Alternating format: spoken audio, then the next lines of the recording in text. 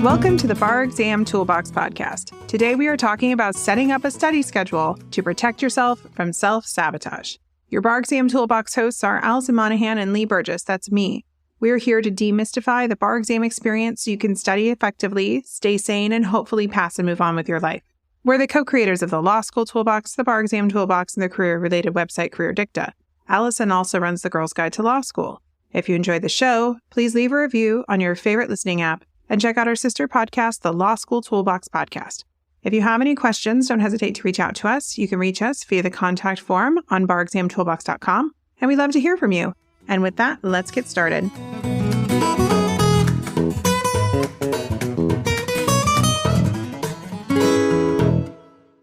Welcome back. Today we're talking about setting up a schedule to protect yourself from self-sabotage. Well, Lee, this is Self-Sabotage Month on the Bar Exam Toolbox. Why do we want to talk about this? Well, because we all do it. I'm sure I could come up with some self-sabotaging behavior. I did this morning, if I really thought about it. Some of us do it more than others, and it can really sink you on a project like studying for the bar exam, which is high stakes and not a lot of fun. So everybody's really happy to make a list of things they can do to keep themselves from studying, basically. And people are often already burned out and tired from school or from working when they start studying. So you're not in a great place to add a whole bunch more to your life.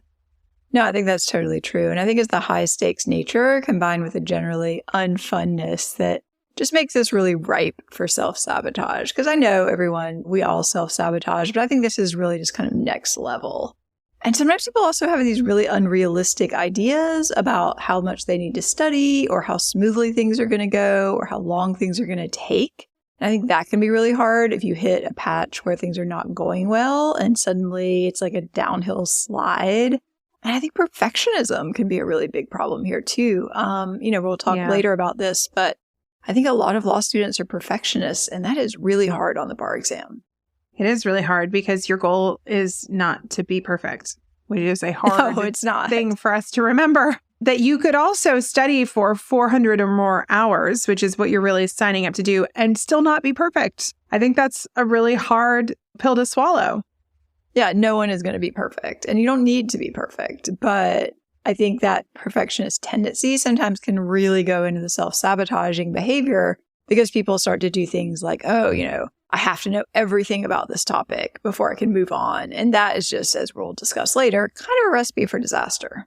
Yeah. Also really hard to motivate after a failure. It's bar results season. So you and I are spending hours every day talking to folks who have just failed. And it's rough.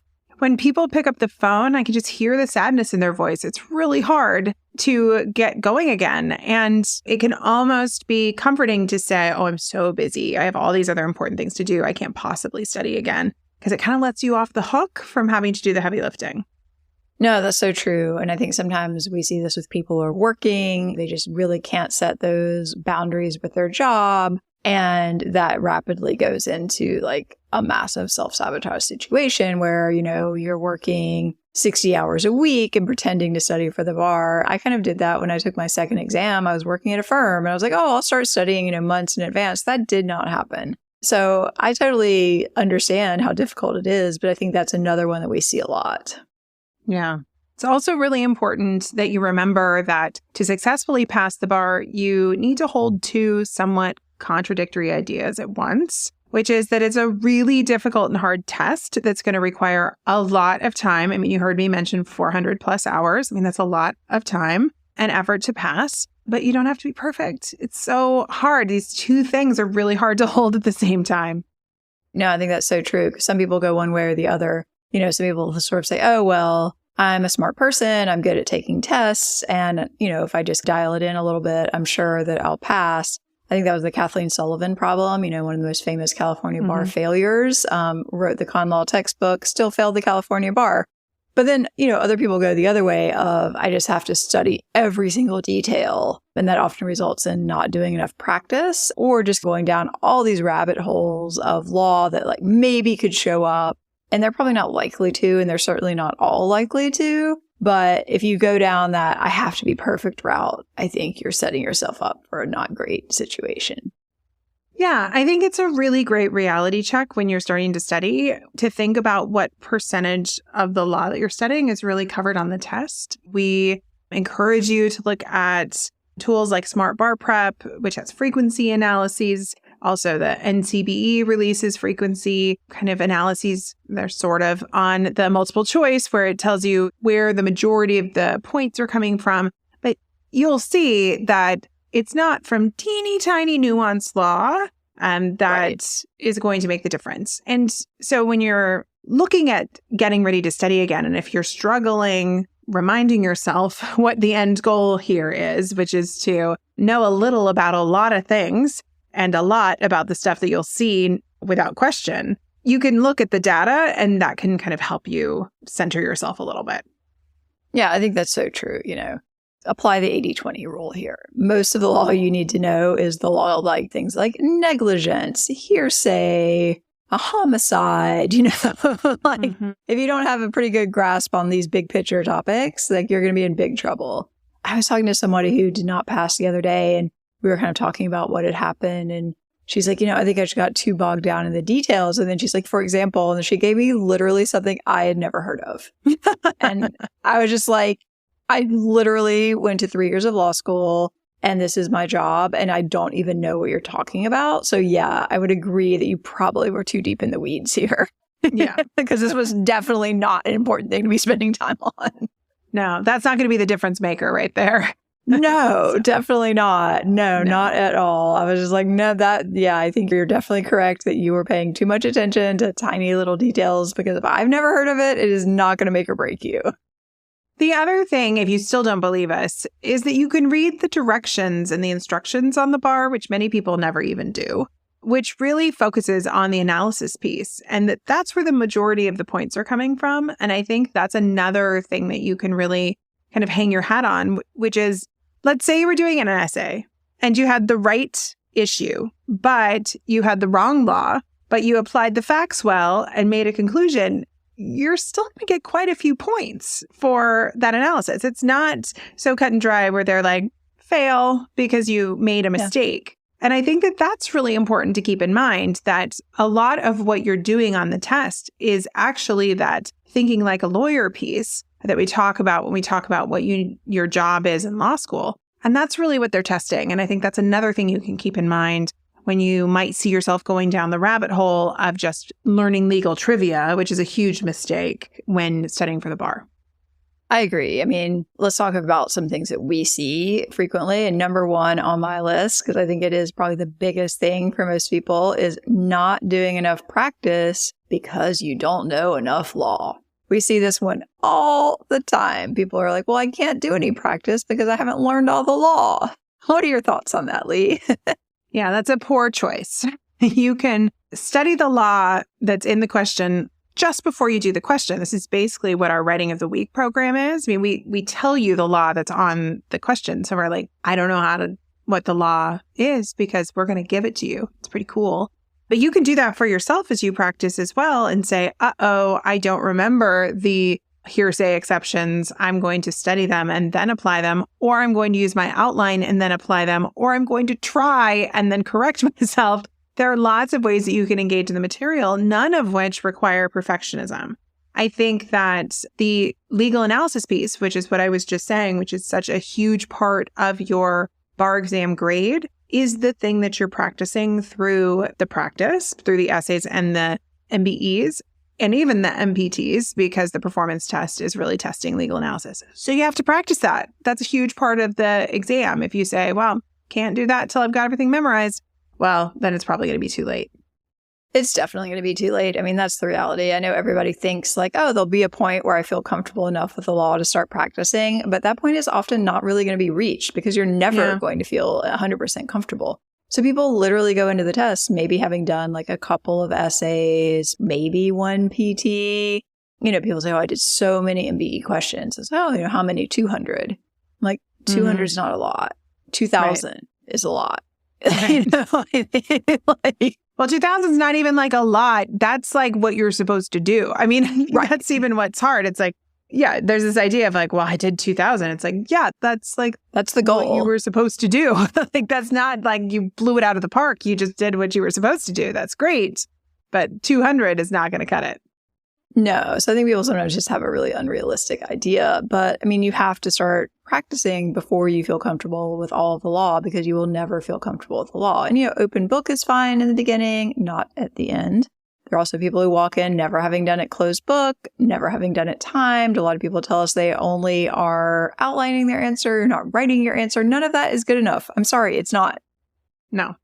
We also see that folks will often not do anything because they're so overwhelmed and stressed out. They don't know where to start. I mean, not knowing where to start is something that happens to all of us. This was a great reminder for me when we recently were meeting and coming up with some new kind of strategies of how we were going to do a lot of this content that we're doing right now. And you and I sat down and we organized the project and we created this to-do list. And then the next day I came to work and was like, I'm going to go through my to-do list. And I was just so productive and got all of this work done and created all of this great content because we had a plan and we knew where to start. And so often there's the stumbling block of sitting down and creating the plan, which can be very overwhelming. But you can always break it into tiny morsels so you're not taking on the whole to-do list for the whole week or even the whole to-do list for the next day. But you do have to kind of make a decision about the next thing you're going to do or what you're going to do when you show up in the morning, because just sitting around and like making lists or researching what your study schedule should be or deciding where you're going to study, like all of that is just ripe for self-sabotaging time wasting. Oh, definitely. And we'll talk in a little bit about how you can make a good solid schedule to help you with this, but definitely having one, I think, is the key because, yeah, you don't want to be spinning your wheels every day. Like, am I doing the right thing? Am I not doing the right thing? And sometimes we see people sabotaging by blindly following a schedule or an approach that somebody gave them, whether it's a course or a school or whoever, your mentor, and doing something isn't working. There's a balance here too, because of course you don't want to get up every day and wonder, like, am I doing the right stuff? But if at some point you're realizing, like, you know what, this doesn't really seem to be moving the needle for me, that's when you have to take the step back and say, okay, I need to have a different plan. The other thing we see along those lines is people love to do the things that they're good at or that they're comfortable with. That are very satisfying. Yeah, it's so satisfying. You're like, oh, I am great at con law. Like, I'm getting 95% of the MB questions right. I am knocking this out of the park. Yeah, you don't need to practice that anymore. You need to go practice the stuff you're bad at. So That's the other problem with kind of blindly following a schedule is that schedule wasn't really made for you. It was just made for a general person probably. And that person, they may not know that you're great at one topic and terrible at another one. So you've got to use your own judgment to make sure you're using your time on the things that are actually going to be helping you get better, not just making you feel better. Yeah, I mean, lectures are classic for this, right? Yeah. Oh, I did 5 hours of listening to lectures today. I was so productive. But did I learn anything from that? Can I do a question? I mean, there's follow-up work to like wow, I did spend all these hours doing all of this work. I'm not saying that some people shouldn't do the 5 hours of lectures, but make sure you're getting something from it. But that is, I think, the classic, well, I've done all the lectures and I've passively listened. So through osmosis, I should be prepared. And it just doesn't work that way. There has to be heavy lifting, unfortunately. Yeah. And sometimes people, I think, they can coast by, like we said, because they're a smart person. They went to a good law school. We see this a lot. But the reality is that law school probably did not actually prepare you to pass the bar exam. Like, I went to a highly ranked law school. They didn't talk about the bar.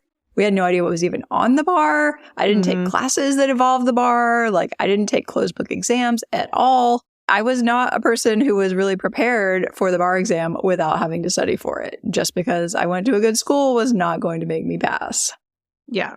Also, overstudying is a big problem. And I've recently spoken to a few people who said, I don't know what else I could have done. And I think that can be a really frustrating, scary place to be when you feel like you have put your heart and soul and all your mental energy into studying. The reality is that you have to be very thoughtful about how you're studying. And if you are studying every waking moment of every day, or if you are not sleeping or doing all of these things, your brain is not able to retain that information. And so just, again, like clocking hours isn't the same thing as productive study time. So if you feel like you are spending every waking hour studying, you're probably going to get burned out and then not be that ready for the exam on exam day.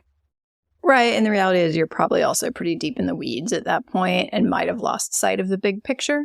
And that's what we see with overstudying is people like, yes, you put in a ton of time and effort. You memorized a lot of stuff, but you kind of lost sight of the big picture. And that can also be a problem, unfortunately. Yeah. Well, let's see. Oh, one of my other favorites is all the other life tasks. So let's say you've decided to study for the bar while moving, getting married, getting divorced, family drama, breakups, medical emergency with a family member. I mean, life happens and sometimes you're like dealt a hard hand, but we hear a lot of people plan big stressful life events in conjunction with studying for the bar, which is not a great idea.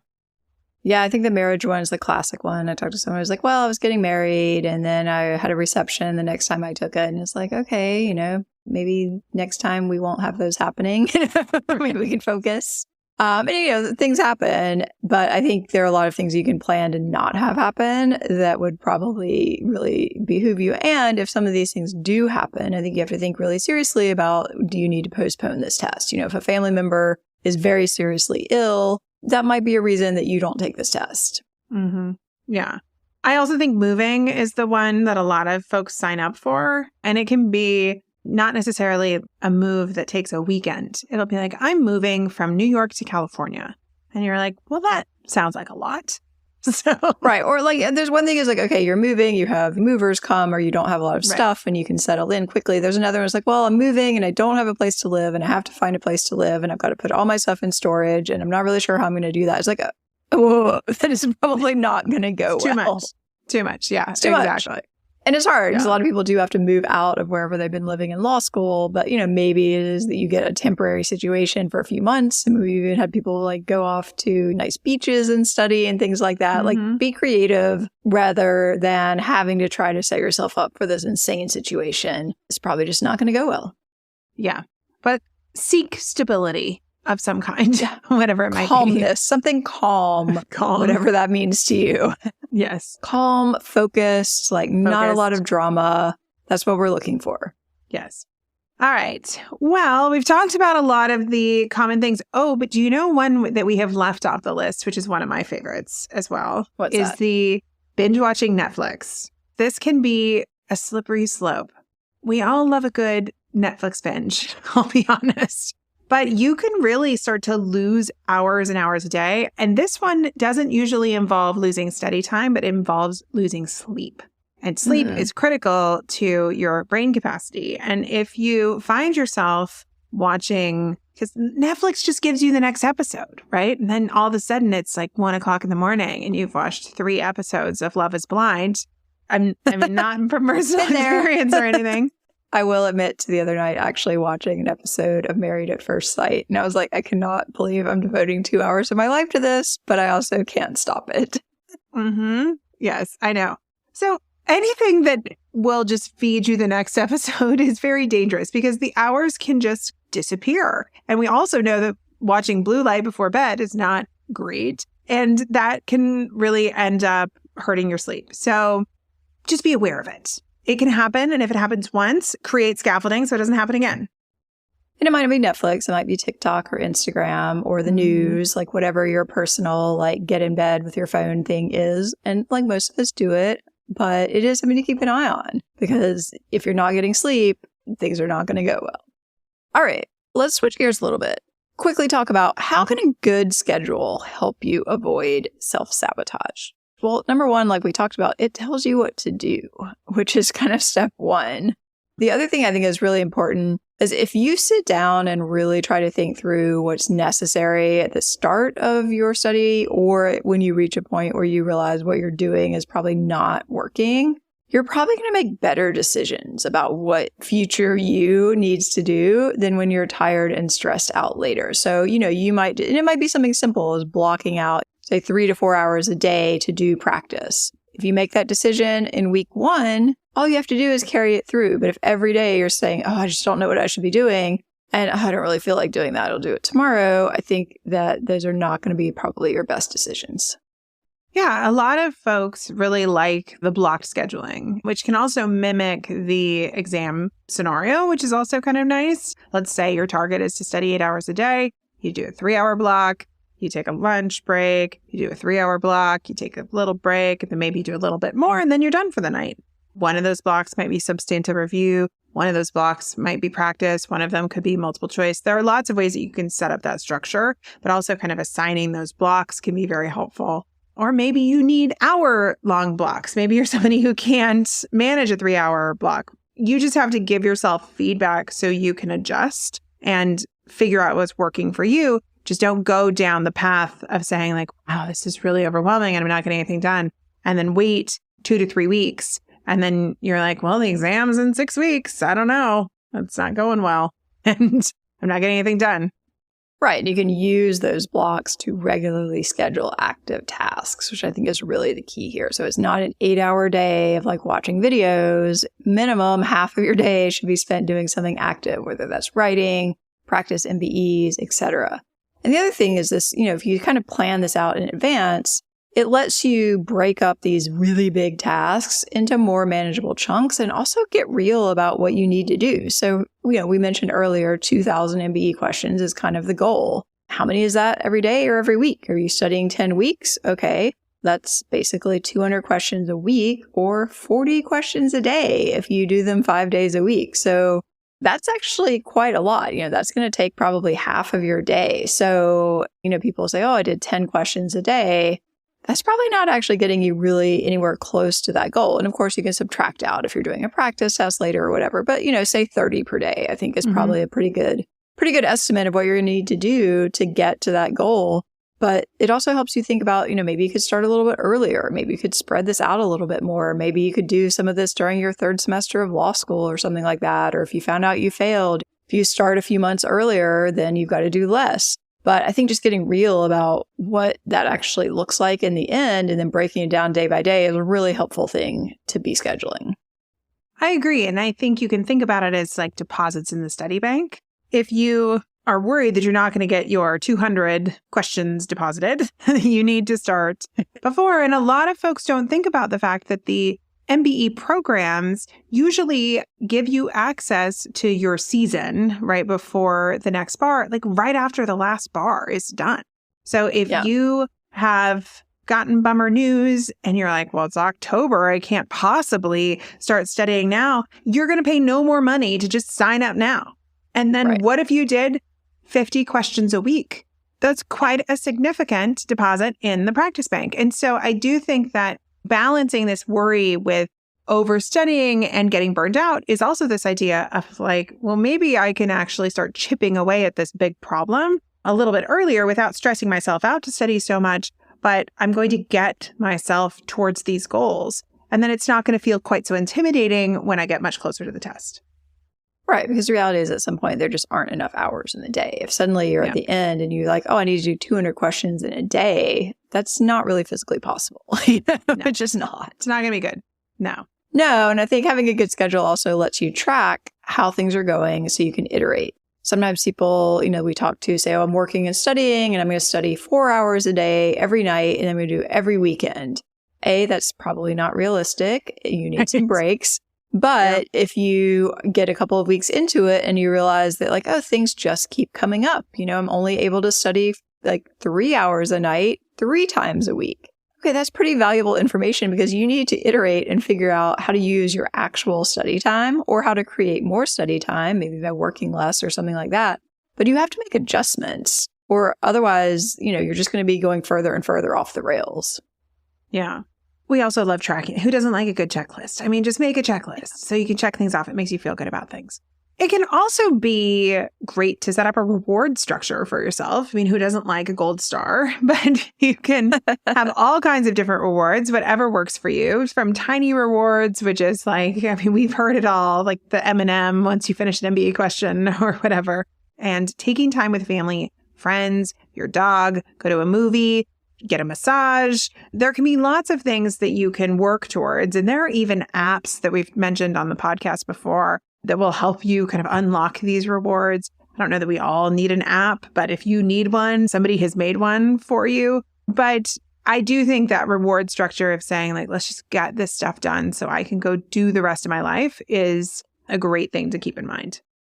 Yeah, I was always a fan of giving myself like a buy right ice cream cone because that meant I got to walk down towards the park. I would like get the, if I did X, Y, and Z, if I got this done, I would walk down a few blocks, get the ice cream, walk around the park, and then come home. And by the time I got there, I've been outside for 30 plus minutes. I've taken a walk. I've gotten the ice cream. I'm like jazzed on my sugar and I'm like ready to go for the rest of my day. But it can be very motivating, I think, whatever it is. And like really here, honestly, pretty much whatever works. Although probably not shots of alcohol, not a great plan. But, anything that's not going to basically totally mess you up, I think is fair game here. This is a time to be self-indulgent.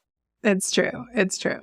All right. So we've been talking vaguely about what goes into a good study schedule, but I think it's always good to dive into some of the details. In a good study schedule, you have a reasonable amount of study time daily. So Alison, what is reasonable?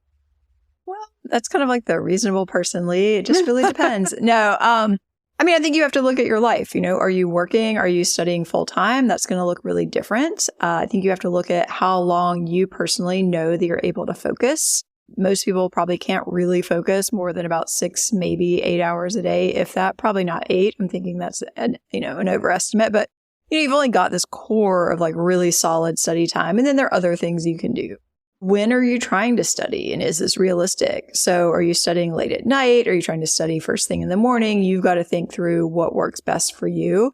And the most critical thing I think I would say here is you want to keep things simple and you want to focus on the high value work. So it may be that you do less time, but that time is more valuable because I think that's going to let you do other things like breaks that we've already touched on. Stuff like that is really important, and you have to be doing high-value work if you're going to have time to do those things. Yeah. Think about it like billable hours, right? Would you really give yourself credit for the time that you're putting in? Are you actually like working and producing something? And I think if you think of it that way, it can be more helpful to say like, okay, well, I put in 6 really solid hours of work. And for some people, that might be all that you have. Or if you're working and studying, it could be 2 hours of really valuable work, but it needs to be really valuable work. And I think that's the thing that you can get kind of suckered into, but you're like, I'm in the library or I'm in my office, so this counts. And it only counts if you're like doing the work. Right. I spent 12 hours a day like sitting in front of a video, really caught up today. It's like, okay, you probably weren't retaining that information. And also it probably wasn't that productive. You probably could have learned that material in a faster way. So I think, you need a realistic approach to learning the law. Like we talked about earlier, you do not have to know everything. So I think everyone needs a set of shorter outlines than what they might have been provided through a big company. If you're looking at like a telephone book of material that you're supposed to learn, that is not realistic. You've got to get these shorter outlines. You've got to use attack plans and things like that to really help you hone in on the key issues and practice the heavily tested topics before you move into the weeds here, because that is what's really going to kill you. Yeah.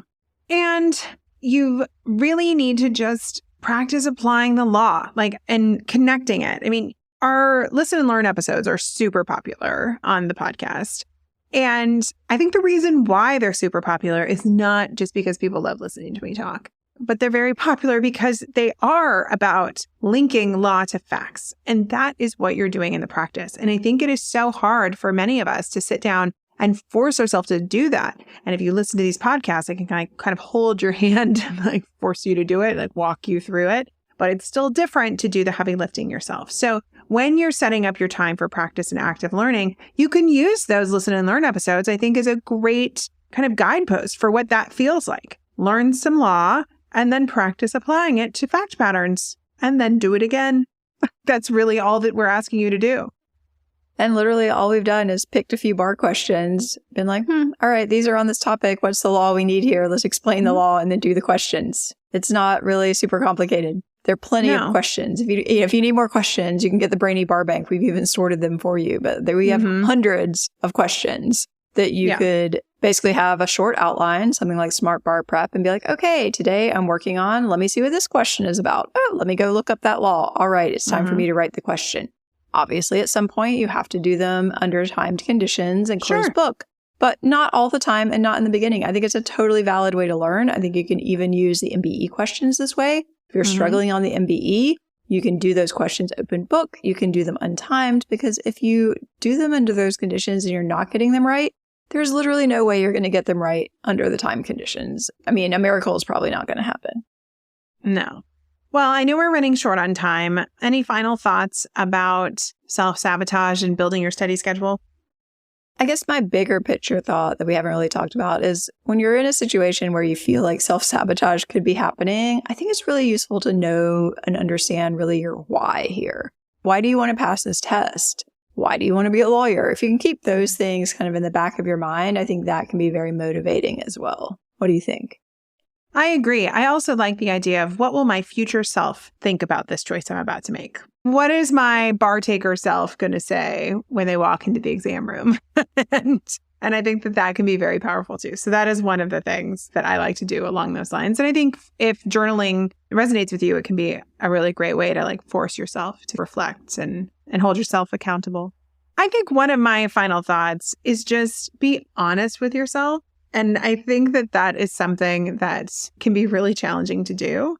If you're having a hard time, be honest about it and then figure out a solution or a way out. Or if you are just wasting time because you're so tired or you're sick or you have something going on tough in your life, taking one day to regroup is better than having 2 weeks of crummy study. And so just really have some honest conversations with yourself about what's going on. We have had students who have appendicitis and then we'll say, it's okay, I can study in the hospital. And I'll say, no, go to the hospital, stop studying, and we will talk about it when you get home. And that student actually ended up passing the exam, actually. But there are these moments where you're like, that's not self-sabotaging behavior. That is a crisis happening and you need to regroup. So being honest with yourself and saying like, do I really need a break? Have I pushed myself too hard?